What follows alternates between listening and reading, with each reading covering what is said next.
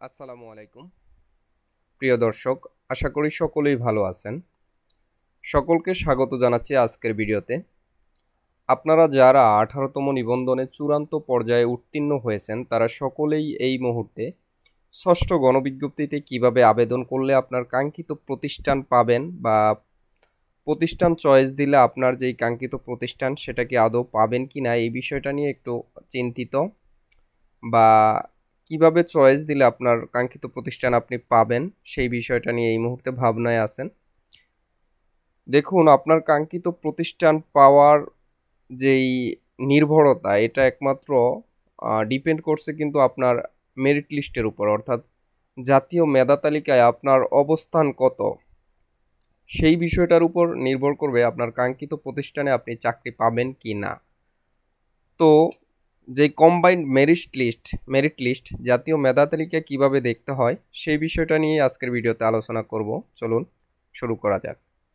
আপনি মোবাইল বা কম্পিউটার যে কোনো একটি ব্রাউজারে চলে যাবেন, সেখানে সার্চ বক্সে আপনি সার্চ করবেন এনটিআরসিএ অথবা ntrca.gov.bd, এটা দিয়েও সার্চ করতে পারেন। যেমন এই যে এনটিআরসি আমার হিস্ট্রিতে আছে, অতএব আমি এনটিআরসি দিয়ে সার্চ করলাম। তারপর এনটিআরসি এর যেই অফিসিয়াল ওয়েবসাইট আছে, এই যে ntrca.gov.bd, বেসরকারি শিক্ষক নিবন্ধন ও প্রত্যয়ন কর্তৃপক্ষ, এই লিঙ্কে প্রবেশ করবেন। দেন আপনারা যে কম্পিউটারের কার্সল আছে, এই যে যেখানে জাতীয় মেধা তালিকা আপনারা দেখতে পাচ্ছেন যে একটু রাইট সাইডে আছে, এটার উপর ক্লিক করলে আপনারা দুইটি অপশন পাবেন। একটি হচ্ছে জাতীয় মেধা তালিকা সংক্রান্ত কতিপয় সাধারণ জ্ঞাতব্য, আরেকটি হচ্ছে সম্মিলিত জাতীয় মেধা তালিকা। তো সম্মিলিত যে জাতীয় মেধা তালিকা আছে সেটাতে আপনারা প্রবেশ করবেন। তারপরে এই যে এরকম একটি পেজ চলে আসবে, সেখানে চুজ লেভেল দিবেন। চুজ লেভেলে আপনার আছে স্কুল, মাদ্রাসা, স্কুল পর্যায়ে 2, মাদ্রাসা, টেকনিক্যাল, কলেজ, মাদ্রাসা, বিএম। তা আপনার যেই পর্যায়ে আপনি পরীক্ষা দিয়েছেন সেটা আপনি সিলেক্ট করবেন। যেমন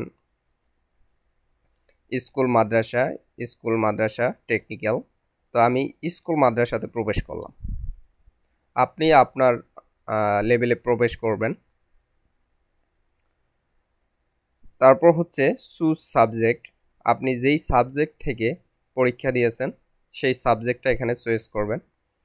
এখানে এনটিআরসি যেসব সাবজেক্টগুলো অ্যাপ্রুভ করে ওই সব সাবজেক্টগুলো সকল আছে, অর্থাৎ আপনি এনটিআরসিতে পরীক্ষা দিয়েছেন ওই সাবজেক্ট এখানে অবশ্যই থাকবে। তো ধরুন ইংলিশে প্রবেশ করলাম। দেখুন ইংলিশে প্রবেশ করার সাথে সাথেই কিন্তু এখানে চলে আসছে যে মেরিট লিস্ট।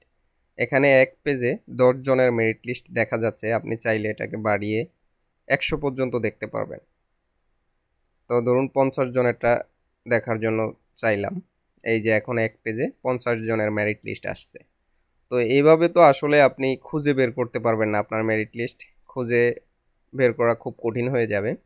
তো সেজন্য আপনি কি করবেন, আপনি এই যে সার্চ বক্স এখানে আছে এন্টার রোল নাম্বার, আপনি একটা রোল নাম্বার দিয়ে, মানে একটা বলতে আপনার রোল নাম্বার যেটা আর কি, আপনার রোল নাম্বার দিয়ে আপনি এখানে প্রবেশ করবেন। তাহলেই আপনার মেরিট লিস্ট অর্থাৎ আপনার অবস্থান কত সেটা চলে আসবে।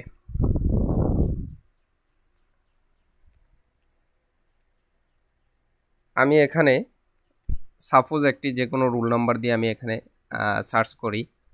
যেমন আমি সার্চ করলাম একটা রোল নাম্বার 30-20-28, ধরুন এটা দিয়েই সার্চ করলাম। যেমন এই যে চলে আসছে স্কুল মাদ্রাসা, সাবজেক্ট ইংলিশ, মেরিট পজিশন হচ্ছে 171, এটা হচ্ছে ওনার মেরিট পজিশন। এবং উনি হচ্ছে এই যে এক্সাম যেটা সেটা হচ্ছে কততম নিবন্ধনে আপনি পরীক্ষা দিয়েছেন। এখন এখানে আপনি যদি 18তম নিবন্ধনে দেন তাহলে কিন্তু এখানে চলে আসবে 18, 17তম থাকলে আপনার এখানে চলে আসবে 17, আর এখানে থাকবে আপনার মেরিট পজিশন, আর আপনার নাম তো এখানে থাকবেই। তো আশা করি বিষয়টি বুঝতে পেরেছেন এবং আজকে যেভাবে দেখিয়েছি সেভাবে সকলেই পারার কথা, সকলেই সকলের মেরিট পজিশন চেক করতে পারবেন। তো এখন মূল কথা হচ্ছে এখনও মেধা তালিকায় 18তমদের মেধা তালিকা যুক্ত হয়নি। সেটা কেন হয়নি একমাত্র এনটিআরসি ছাড়া আর কেউ বলতে পারবে না। তো অচিরেই হয়তোবা ওয়েবসাইটে আপডেট দেয়া হবে, যেখানে 18তমদের মেধা তালিকা প্রকাশ করা হবে, পাওয়া যাবে।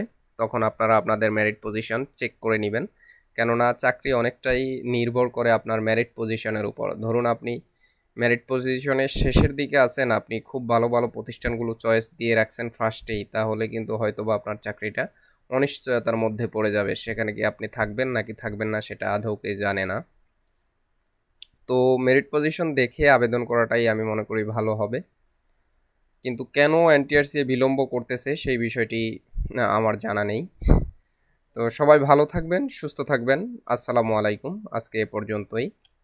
আপনারা যারা এনটিআরসি এর প্রস্তুতি নিতেছেন, অর্থাৎ 19তম শিক্ষক নিবন্ধন এবং 11 থেকে 20তম গ্রেডের চাকরির প্রস্তুতি নিচ্ছেন, তারা চাইলে চ্যানেলটিকে সাবস্ক্রাইব করে রাখতে পারেন, কেননা এনটিআরসি এর সকল তথ্য এই চ্যানেলে আপলোড দেওয়া হয়ে থাকে।